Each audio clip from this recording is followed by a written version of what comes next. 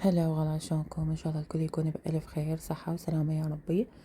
راح اسوي وياكم اليوم الطرش الاحمر او مخلل الشوندر والشلغم. بما انه احنا هسه فصل الربيع فبلش موسم هاي الخضار ينتهي، فانتهزوا الفرصة وسووا من عنده اذا انتم تحبوه، كبسوا من عنده كمية بما انه احنا بشهر الفضيل.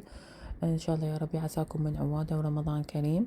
سووه اليوم قبل الفطور او بعد الفطور، ثاني يوم على سفرتكم راح يكون جاهز وألذ من عنده ماكو. نبلش بطريقتنا. أنا حطيت قدر على النار وبيه مي فاير، طبعا المي هذا حسب الكمية اللي عندكم. أنا هنا سويت كيلو شوندر وكيلوين شلغم وراس واحد مال قرنبيط كبير اللي هي الزهرة.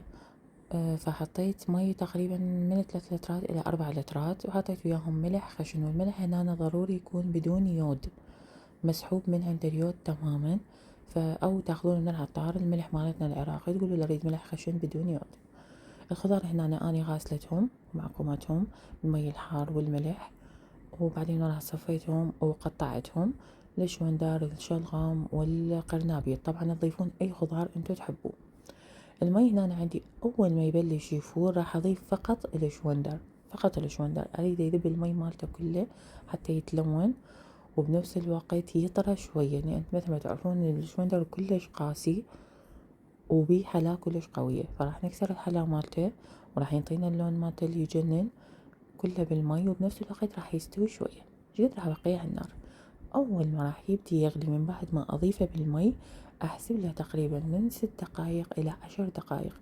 طبعا وتذوقون الشوندراية على حسب انتو ايش قد تريدون طراوتها، بس كل ما طريتوها زيادة كل ما الكبس مال الترشي ما راح يعيش عندكم فترة أطول.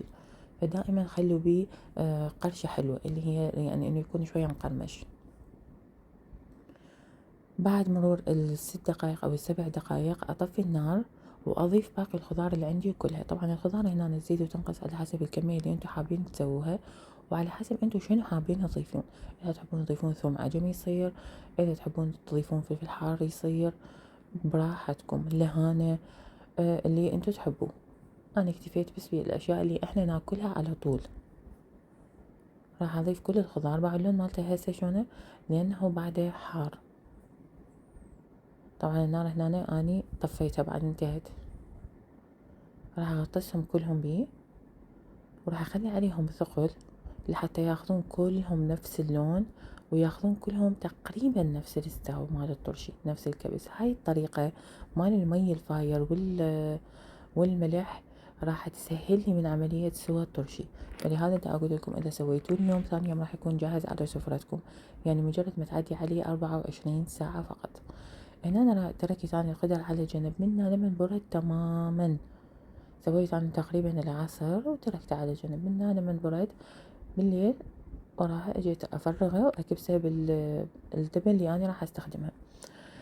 الإضافة اللي راح أضيفها راح تكون مادة حافظة للطرش، وراح تخليه يعيش عندي من شهر إلى 6 شهور بدون ما يعفن، بدون ما تطلع عليه طبقة بيضة، بدون ما أضطر أضيف له مادة حافظة أو أضيف له حمض الليمون أو حمض الليمندوزي اللي هي الخل الأبيض. والخل الأبيض هنا مثل ما شفتوا أنا استخدمت خل البدوي، استخدموا أي خل أنتوا تحبوه، بس المهم إنه يكون لونه أبيض، لأنه الخل كل ما تلون زيادة كل ما لون لي أو غير من لون الطرش اللي أنا دا أسويه. طبعا هنا أنا ضفت ما احتاجت فقط بس لترة واحدة من الخل، صراحة احتاجت لترة وربع. فهنا الإضافة راح تكون على حسب الكمية مالتكم، يعني عينكم ميزانكم، وبنفس الوقت على حسب الذوق. هنا أنا كبسته.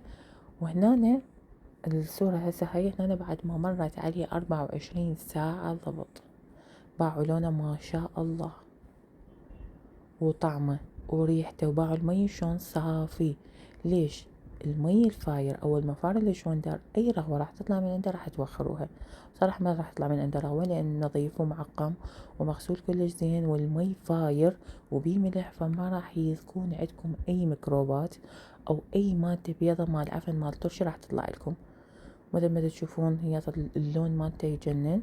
اتمنى تجربوها، طريقة سهلة سريعة وطرش يطلع مقرمش وحامض وطيب، والملوحة انتوا تتحكمون بيها. سووها اليوم راح تكون جاهزة على سفرة رمضان ثاني يوم، وعلينا وعليكم بألف عافية، ومبارك عليكم الشهر وعساكم من عواده.